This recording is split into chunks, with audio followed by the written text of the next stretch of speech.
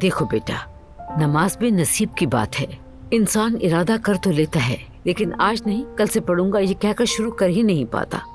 तुमने हिजाब आज किया तो आज से ही नमाज शुरू करो। मैं सोच रही हूँ ये जो 3 महीने आए हैं उसमें मैं रोजे रख लूँ, या मुस्तफा के साथ उम्रे पे चली जाऊँ, या फिर हज कुरानदाजी में नाम लिखवा दें। पाक साफ होकर लौटेंगे हम दोनों अम्मी जान। नाइला बेटी थोड़ा सब्र कर लो, रुक जाओ जरा। सब एक साथ नहीं होता। ईमान जलती शमा की तरह है, इसीलिए तुम्हें चाहिए अपने ईमान के इर्द गिर्द मुहाफिज हल्के बनाओ, और वो हल्के इबादत के होते हैं।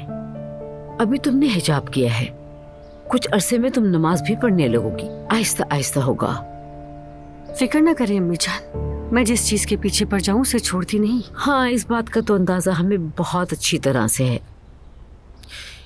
और एक बात का ध्यान रखो, जब अजलान घर पे हो तो मुकम्मल हिजाब करना, क्योंकि वो नामहरम ही है। अब्दुल्ला बाबा महरम हैं, लेकिन अजलान देवर है इसलिए नामहरम है। जी अम्मी जान मालूम है, और वैसे भी मुझे पर्दा इतना पसंद आया कि उतारने का दिल नहीं करता। शाबाश बेटी।